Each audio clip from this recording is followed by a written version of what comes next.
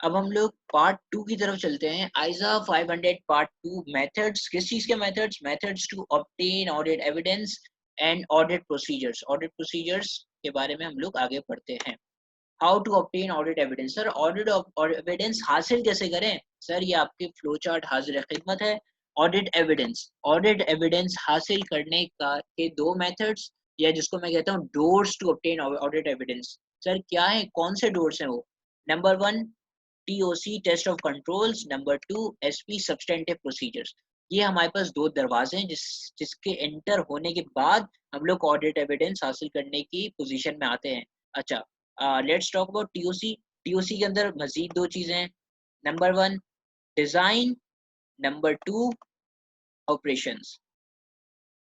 दोबारा आते हैं ऑडिट एविडेंस। ऑडिट एविडेंस हासिल करने के दो मेथड्स, दो दरवाजे, कौन से? टीओसी और सब्सटेंटिव। टीओसी में दो मजीद चीजें हैं, कौन सी? डिजाइन और ऑपरेशंस। और सिमिलरली सब्सटेंटिव में भी दो मजीद चीजें हैं। नंबर 1 substantive analytical procedure, also known as only analytical procedure. ISA 520 में हम लोग उसको मजीद डिस्कस करेंगे इंशाल्लाह। And other substantive procedure famously known as TOD, test of detail. तो इस सब्सटेंटिव के अंदर भी दो चीजें हैं। अब हम लोग रिकैप करते हैं। ऑडिट एविडेंस हासिल करने के दो दरवाजे, TOC and substantive procedure. TOC में मजीद दो चीजें, कौन सी? डिजाइन और ऑपरेशन। सब्सटेंटिव प्रोसीजर में दो चीजें, कौन सी? Substantive analytical procedure and other substantive procedure, also known as TOD. अच्छा, हम लोग ऑडिट एविडेंस हासिल करने के लिए टीओसी के दरवाजे से एंटर हो या सब्सटेंटिव के दरवाजे से एंटर हो, ऑडिट एविडेंस हासिल करने के लिए जो हम करेंगे, जो हमारे प्रोसेसेस होंगे, जो हमारे प्रोसीजर्स होंगे, चाहे हम लोग टीओसी से एंटर हो या सब्सटेंटिव से एंटर हो, those are called audit procedures. जिसका हमारे पास एक्रोनम ऑडिट में फेमसली मशहूर है, कायरो। इजिप्ट का कैपिटल कायरो। ऑडिट प्रोसीजर्स में 8 प्रोसीजर्स हैं हमारे पास, जो हम लोग that will be discuss in our next slide. तो हम लोग एक दफा रिकैप करते हैं। ऑडिट एविडेंस हासिल करने के दो तरीके, दो मेथड्स, दो दरवाजे, कौन से? Number 1 TOC, number 2 substantive procedures. TOC में दो मजीद चीजें, एक डिजाइन, दूसरी ऑपरेशन। सब्सटेंटिव में दो मजीद चीजें, substantive analytical procedure, also known as AP 520, ISA 520 में हम लोग मजीद डिस्कस करेंगे। और substantive other substantive procedures, also known as TOD. अच्छा, हम लोग टीओसी के दरवाजे से एंटर हो या सब्सटेंटिव के दरवाजे से एंटर हो, जो हम लोग काम करेंगे ऑडिट एविडेंस हासिल करने के लिए, जो प्रोसीजर्स हम लोग अप्लाई करेंगे, those procedures are 8, known as Cairo. Egypt का कैपिटल कायरो, जिसको मैं इस तरीके से प्रोनाउंस करता हूँ, CAI cube R square O, Cairo, CAI cube R square O. Sir ये काई क्यूब आर स्क्वायर ओ क्या है, जरा बताइए। It's in our next slide. Audit procedures CAI cube R square O, Cairo. Sir Cairo क्या है? C A I cube R square O. Sir C क्या है? C is for external confirmation. C is for our confirmation here. Teachers अक्सर external नहीं लगाते, लेकिन ये इसको लगाना बहुत जरूरी है, because it's an आइजर that is 505. Will be discussing that when the time comes. So C is for external confirmation. A के बारे में बात करते हैं. A is for analytical procedure, that is our ISA 520. I is for, first I is for inspection of assets, second I inspection of records.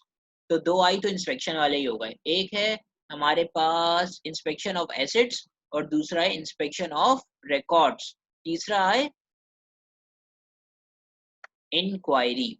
तो ये हमारे पास आई cube आ गया, inspection of assets, inspection of records और inquiry. अब हम लोग R square की तरफ बढ़ते हैं। First R is for re performance and second R is for recalculation. ये हमारे पास आर स्क्वायर हो गया, that is re performance and recalculation.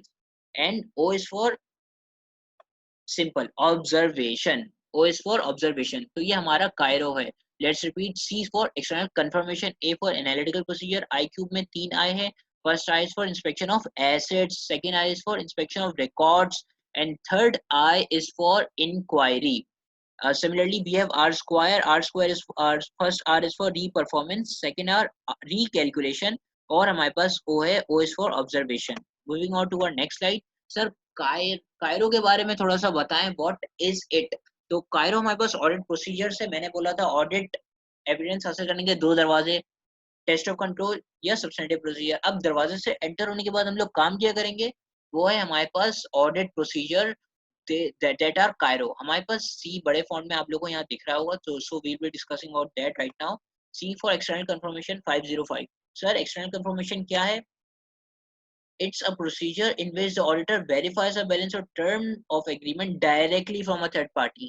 किसी थर्ड पार्टी को, मतलब एक पार्टी तो ऑडिटर खुद है, एक हमारा क्लाइंट हो गया। अब हम दोनों के अलावा किसी एक्सटर्नल पार्टी को, किसी थर्ड पार्टी को कंफर्मेशन, हम लोग confirmation letter, formally confirmation letter बना के उसको सेंड करते हैं to receive an information regarding a balance और टर्म ऑफ एग्रीमेंट। वो हमारे पास एक्सटर्नल कंफर्मेशन कहलाता है। अच्छा, इट इज मोर रिलायबल। ये मैं जो कुछ मैंने बोल्ड किया हुआ होता है, अगर आप लोग सिर्फ उसको याद कर लें so that will be enough. बाकी सब तो simple English a little bit drafting होती है जो आप लोगों को करनी पड़ती है, और कुछ भी नहीं है। बस मेरे बोल्ड और कैपिटलाइज आप जो है ना फॉन्ट को देखिएगा। हाँ, इट इज रिलायबल। रिलायबल क्यों है और मोर परसुएसिव क्यों है, कन्विंसिंग क्यों है? क्योंकि जाहिर है क्लाइंट तो मतलब अपने मतलब के लिए गलत इन्फॉर्मेशन क्लाइंट ऑडिटर को दे सकता है, लेकिन third party will be more reliable for this purpose. उसके बाद इसकी एग्जांपल ले लेते हैं, dispatching a debtor confirmation directly to a debtor to confirm his balance. हमने डेटर का बैलेंस देखा 1 लाख रुपए क्लाइंट के रिकॉर्ड्स में। हम लोगों ने क्या किया भाई, इस डेटर का बैलेंस को वेरीफाई करने के लिए उस डेटर को कंफर्मेशन भेज दी। फॉर एग्जांपल वो डेटर थी एबीसी कंपनी। एबीसी कंपनी को हमने कंफर्मेशन भेजी और उसने भी बताया कि हमारे रिकॉर्ड्स में, उसके रिकॉर्ड्स में हम हमारा क्लाइंट डेटर शो रहा होगा, तो उसने भी कंफर्म कर दिया कि 100,000 ही है। तो इस तरीके से हमारे पास एक्सटर्नल कंफर्मेशन से पता चला that audit evidence is correct. आगे बढ़ते हैं। अच्छा, टाइप्स क्या है थर्ड पार्टी कंफर्मेशन की? हम लोग किस किस को थर्ड पार्टी कंफर्मेशन भेज सकते हैं? This is as follows. हम डेटर को भेज सकते हैं, सिमिलरली क्रेडिटर को। बैंक कंफर्मेशन भेज सकते हैं जानने के लिए हमारे बैंक बैलेंस कितना है, या फिर हमारा हमने कोई सिक्योरिटी वगैरह रखवाई हुई है, other financial information as well. Lawyer confirmation भेज सकते हैं हम लोग अपने सॉरी किसी भी लॉयर्स को भेजने के लिए हमारे जो क्लाइंट पर जो केसेस फाइल हुए हैं उसके बारे में मालूमात हासिल करने के लिए हम लॉयर से बात कर सकते हैं। थर्ड पार्टी स्टॉक कंफर्मेशन, किसी थर्ड पार्टी का स्टॉक हमने रखा हुआ है, हम ये उस थर्ड पार्टी से कंफर्म कर सकते हैं कि वाकई आपका स्टॉक हमारे पास है या नहीं है। और टैक्स कंफर्मेशन, हम लोग टैक्स अथॉरिटीज को भी कंफर्मेशन लेटर दे सकते हैं। So this is all for our C, that is the first letter in our Cairo. आगे बढ़ते हैं। ए, कायरो के अंदर ए क्या है? A is for analytical procedure ISA 520। What is ISA 520? ISA 520 की डिटेल तो मैं जब ही दे सकता हूँ जब मैं आइजा 520 एज अ सेपरेट टॉपिक पढ़ा रहा हूँ। अभी सिर्फ ये समझ लें कि इट्स कंपैरिजन। आइजा 520 कंपैरिजन है। सर किस चीज का कंपैरिजन? सर इस चीज का कंपैरिजन। इसकी एग्जांपल्स ले लेते हैं। Comparison of financial information with financial information. मतलब भाई हम लोगों ने ग्रॉस प्रॉफिट मार्जिन इस साल का देख लिया, पिछले साल का देख लिया, फाइनेंशियल और फाइनेंशियल दो फाइनेंशियल इंफॉर्मेशन को मैच कर लिया कि इतना ज्यादा डिफरेंस क्यों आ रहा है हमारे जीपी मार्जिन के अंदर। या financial information with non financial information, मतलब financial information for example wages, हम लोगों ने लेबर एक्सपेंसेस देख लिए कि इतने हाई हैं, जबकि non financial information number of labourers तो सेम ही है जो हमारे पास पिछले अकाउंटिंग पीरियड में थे, लेकिन हमारे पास एक्सपेंस इतना ज्यादा क्यों आ रहा है, ये इतना कम क्यों आ रहा है, पिछले अकाउंटिंग पीरियड से इतनी ज्यादा वेरिएंस क्यों आ रही है। आगे बढ़ते हैं। इस साल के एसेट बैलेंसेस देख लिए, पिछले साल के एसेट बैलेंसेस देख लिए। In case of any significant variance हम लोग क्लाइंट से बात करेंगे। सिमिलरली हमने इंडस्ट्री नॉर्म से मैच कर सकते हैं, एक्चुअल नंबर्स को बजटेड नंबर से मैच कर सकते हैं, हमारी परफॉर्मेंस को ओवरऑल इकोनॉमिक ग्रोथ से मैच कर सकते हैं, और ratio analysis, GP margin, current ratio, quick ratio वगैरह से हम लोग अब कंपैरिजन कर सकते हैं। These are all examples of AP. एक वर्ड में अगर मैं बोलूं तो एपी क्या है? AP is comparison. Comparison of any kind is our analytical procedure. So let's move forward. I cube. Sir I cube में क्या है? Inspection of assets. बहुत आसान है, इंस्पेक्शन किसी चीज की, वेरिफिकेशन करना। तो यहाँ पर हम लोग क्या बात करेंगे? इन्वेंट्री की हम लोगों ने इंस्पेक्शन कर दी। Inventory can be of any type, raw material हो, वर्क इन प्रोग्रेस हो, या फिनिश गुड्स हो। इन्वेंट्री के साथ साथ टेंजेबल एसेट्स, फिक्स एसेट्स की हम लोग इंस्पेक्शन कर सकते हैं। हम लोग किस किस चीज़ की मजीद वेरिफिकेशन कर सकते हैं, काउंटिंग कैश इन हैंड की कर सकते हैं, that is usually done at the year end balance sheet date. और ये बात मैंने यहाँ पर भी लिखी हुई है कि नॉर्मली ये काम हमारे पास बैलेंस शीट डेट में होता है। अच्छा, अब आप लोग इसको याद कैसे करें कि मैंने बोला था कि मेरी टीचिंग मेथोडोलॉजी में मैंने इस तरीके से अरेंज किए मैं अपने लेक्चर्स के, आपको याद करने में आसानी होगी। अब ये जो बोल्ड हुए हुए ना आइटम्स एंड अंडरलाइन, आप सिर्फ इनको देखें, याद कर लें, आपके पास ये पूरी की पूरी क्या नाम है, इंस्पेक्शन ऑफ एसेट्स की आपके पास डेफिनेशन मौजूद हो जाएगी। क्या इंस्पेक्शन ऑफ एसेट्स में 3 चीज़ें याद रखनी है, इन्वेंटरी, टेंजिबल एसेट और कैश इन हैंड।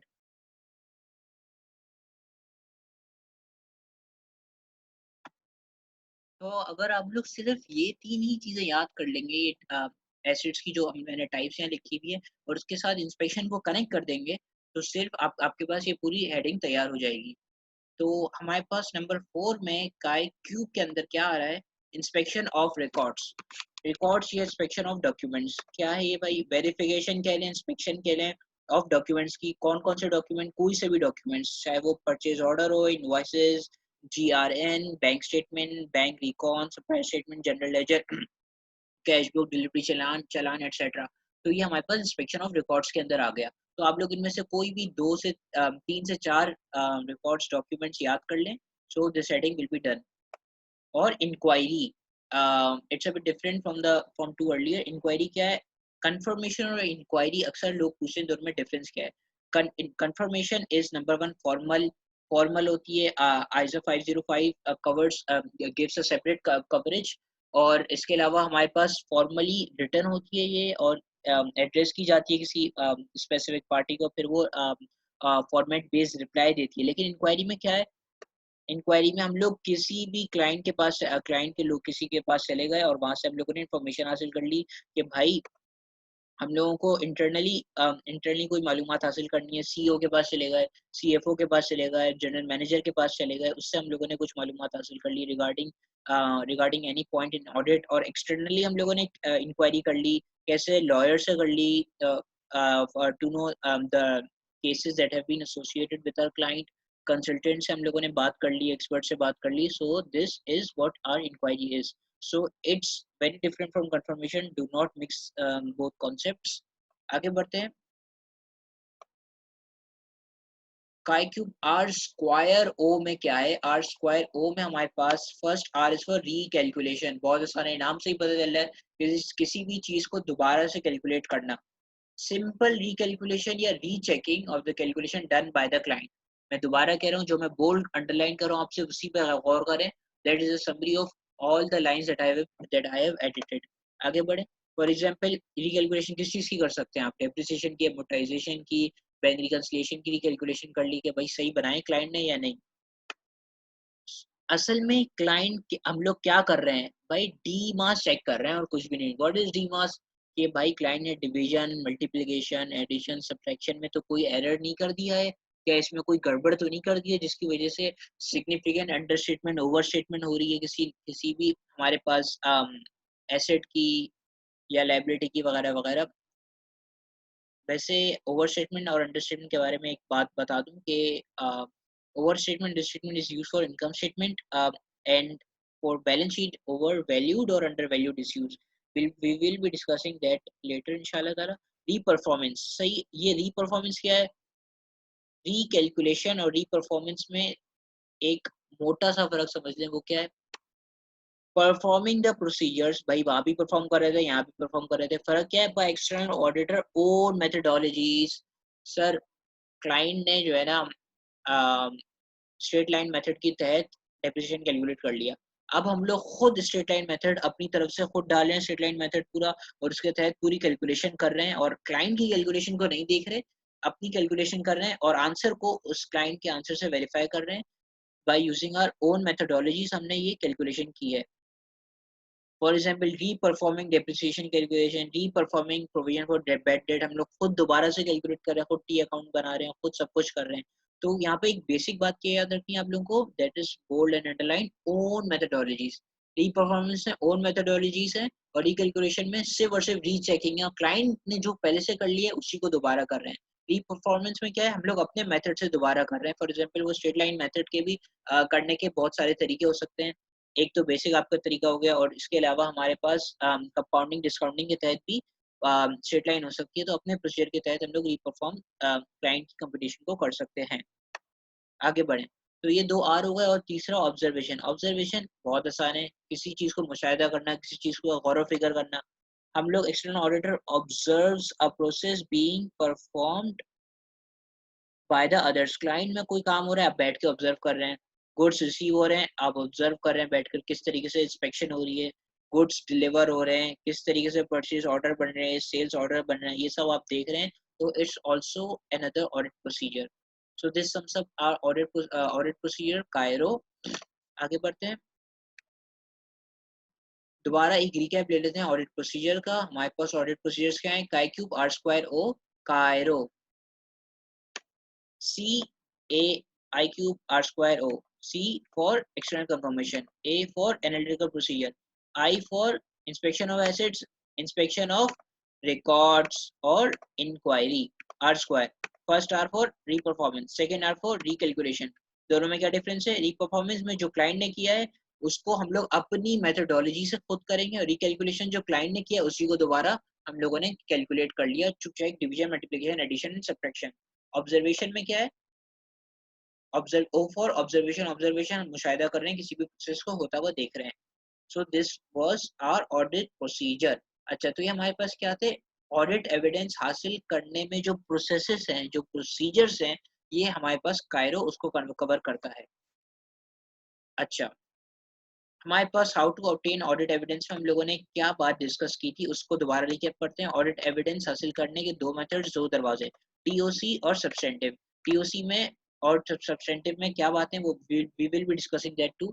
टीओसी कर रहे हो इस दरवाजे से एंट्री मारे, या सब्सटेंटिव के दरवाजे से एंट्री मारे, कर हम लोग क्या रहे होंगे? CAI cube R square O audit procedure कर रहे होंगे, जो कि 8 है। We have used acronym Cairo. कर हम लोग कायरो ही रहे होंगे, चाहे हम लोग टीओसी से करें या सब्सटेंटिव से करें। अच्छा, so let's dig into TOC. TOC क्या है? टीओसी में दो बातें, डिजाइन, दूसरी बात ऑपरेशन। सिमिलरली सब्सटेंटिव, सब्सटेंटिव में दो बातें, सबसे पहली सब्सटेंटिव एनालिटिकल प्रोसीजर, दूसरी other substantive procedures also known as TOD, test of detail. Methods या दरवाजे to obtain audit evidence. Audit evidence हासिल करने के लिए हम लोग जो दरवाजों से एंटर होते हैं उसके बारे में हम डिटेल हासिल करते हैं। फर्स्ट, टीओसी या test of controls. Sir, test of controls क्या है? TOC are perform to obtain audit evidence, to obtain evidence about operating effectiveness of controls। Sir, जो हमारे क्लाइंट पे कंट्रोल्स ऑपरेट कर रहे हैं ना, कंट्रोल्स मतलब किस तरीके से वहाँ काम किया जा रहा है, किस तरीके से हमारे हमारे पास क्या गाइडलाइंस क्लाइंट ने अपने स्टाफ को प्रोवाइड की हुई है। फॉर एग्जांपल, आप इंस्पेक्शन होते हुए देख रहे हैं किसी चीज की, सेल्स ऑर्डर बनते हुए बनते हुए देख रहे हैं, पीओ बनते हुए देख रहे हैं, जीआरएन, जीडीएन आप देख रहे हैं, इंस्पेक्शन गुड्स रिसीव होते हैं तो आप देख रहे हैं इंस्पेक्शन होती है उस चीज की। तो ये सब क्या है? ये कंट्रोल्स हैं जो कि आपके ऑडिट क्लाइंट के अंदर प्रिवेल कर रहे हैं। अच्छा सर, टीओसी में कुछ सवाल आता है सर कि टीओसी में ऑडिट एविडेंस हासिल करने का क्या ताल्लुक है? अगर क्लाइंट के ऑपरेटिंग इफेक्टिवनेस ऑफ कंट्रोल्स अच्छे होंगे, तो this will help to prevent, detect and correct material statement. एक तो ये होने ही नहीं देगा material misstatements, that is preventing. और अगर हो गई कोई तो उसको डिटेक्ट कर लेगा, और जब डिटेक्ट कर लेगा तो उसको करेक्ट कर लेगा, एलिमिनेट कर देगा मटेरियल मिसस्टेटमेंट्स को। तो टीओसी की तरफ दोबारा आते हैं। टीओसी क्या है? कंट्रोल्स हैं आपके जो क्लाइंट में ऑपरेट कर रहे हैं। TOC are designed to check that control procedures या SOP, standard operating procedures, are being applied and the objectives are being achieved।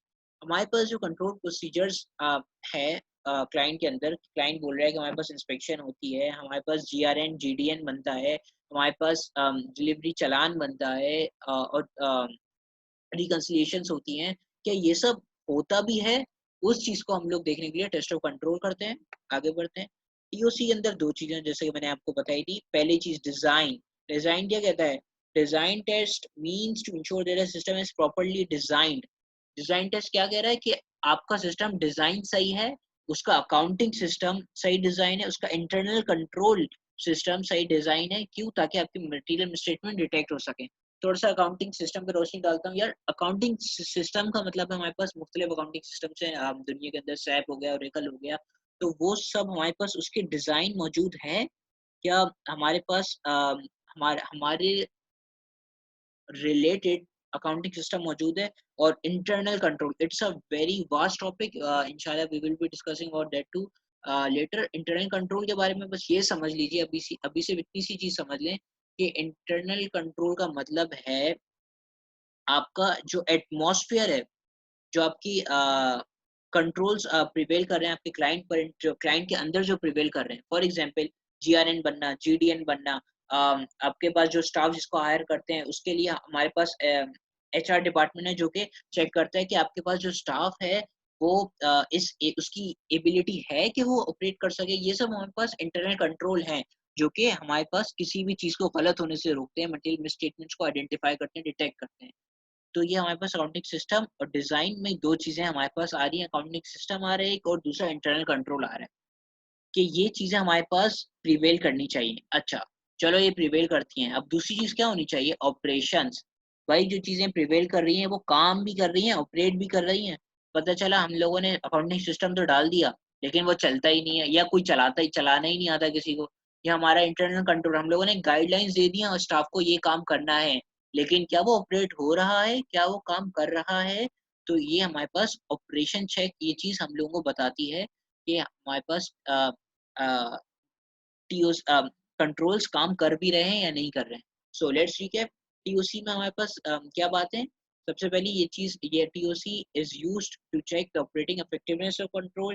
Control procedures को चेक करती है। इसके अंदर दो चीजें, डिजाइन और ऑपरेशन। डिजाइन में दो चीजें, accounting system and internal control system should be effective, और it should also be able to operate भी कर रहा हो। So this sums up TOC.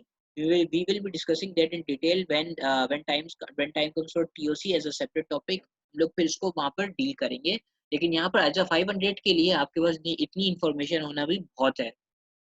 Let's move on.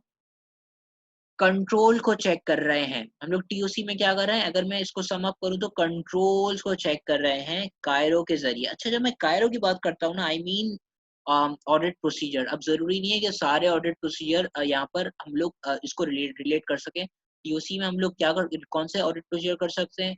Observe कर सकते हैं बैठ करके, भाई जीआरएन बनता भी है इन लोगों के या नहीं बनता। ये लोग स्टाफ हायर करने से पहले देखते भी हैं कि उसकी जेडी जॉब डिस्क्रिप्शन से वो कंप्लाई कर रहा है या नहीं। या फिर हम लोगों ने इंक्वायरी कर लें कि भाई ये काम होता है या वो काम होता है, ये वाला कंट्रोल प्रोसीजर ऑपरेट करता है कि आपके पास ये डिजाइन मौजूद है, ये अकाउंटिंग सिस्टम मौजूद है। तो कायरो से हम लोगों को ये मालूम होता है। So let's move forward. Methods to obtain audit evidence में हमारे पास दूसरा दरवाजा क्या है ऑडिट एविडेंस हासिल करने के लिए? सब्सटेंटिव प्रोसीजर, या दूसरे लफ्जों में कह दूं verification of financial statement. FS mean financial statement, या इसको टीओडी टेस्ट ऑफ डिटेल भी कहते हैं। अच्छा यार, हम लोग टीओसी में क्या कर रहे थे? हम टीओसी में कंट्रोल्स को चेक कर रहे थे ताकि मटेरियल मिसस्टेटमेंट्स ना हो। जितने अच्छे कंट्रोल्स होंगे उतनी कम एरर होंगे। अब यहाँ पर हम लोग क्या कर रहे हैं? या हम लोग सिंपली वेरिफिकेशन कर रहे हैं ऑफ फाइनेंशियल स्टेटमेंट की सब्सटेंटिव प्रोसीजर के under. These are the tests to obtain audit evidence to detect material misstatements in the financial statements।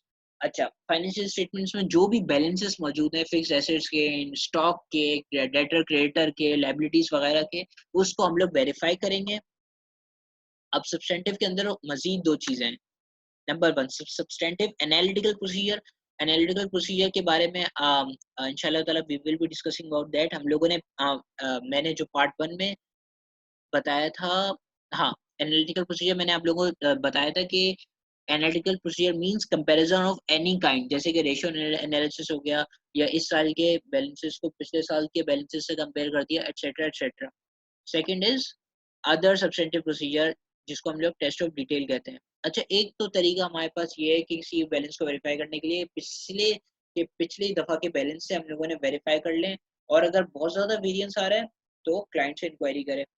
और एक और तरीका सब्सटेंटिव प्रोसीजर का हमारे पास है टेस्ट ऑफ डिटेल्स या अदर सब्सटेंटिव प्रोसीजर। अच्छा, इसमें हम लोग क्या करते हैं कि हम लोग डिटेल टेस्टिंग करते हैं बैलेंसेस की। For example verification of purchase order हो गया, रिसीट्स, कस्टमर ऑर्डर्स या लीगल डॉक्यूमेंट्स हम लोगों ने देख लिए या मिनट्स रिव्यू कर लिए, ताकि हम लोग उस स्पेसिफिक बैलेंस की जब वो बैलेंस हमारे पास ड्राफ्ट आंसर स्टेटमेंट में वो स्टेट हुआ है, उस वक्त जो उसकी अमाउंट है उसको हम लोग वेरीफाई करेंगे थ्रू कायरो काईक्यूब आर स्क्वायर। अगर मैं इसको समरी करूं, हम लोग सब्सटेंटिव में कर क्या रहे हैं, हम एफएस को वेरीफाई कर रहे हैं काई क्यूब आर स्क्वायर ओ के जरिए। फॉर एग्जांपल डेटर के बैलेंस के लिए हम लोग कंफर्मेशन भेज देंगे, एनालिटिकल प्रोसीजर पिछले साल के बैलेंस से वेरीफाई कर लेंगे, किसी एसेट की इंस्पेक्शन कर लेंगे, रिकॉर्ड की इंस्पेक्शन कर लेंगे या फिर इंक्वायरी कर लेंगे। सेम गोस फॉर रिकैलकुलेशन, और हम लोग किसी भी हमारे पास कोई बैलेंस मौजूद होगा उसको दोबारा कैलकुलेट कर लिया, रीपरफॉर्म कर लिया, और किसी भी प्रोसेस को होते हुए देख लिया।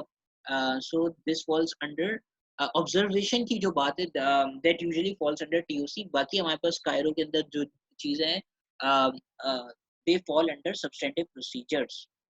सो let's move on. Acha, this marks the end of part 2 and starting of part 3, that is financial statement assertions.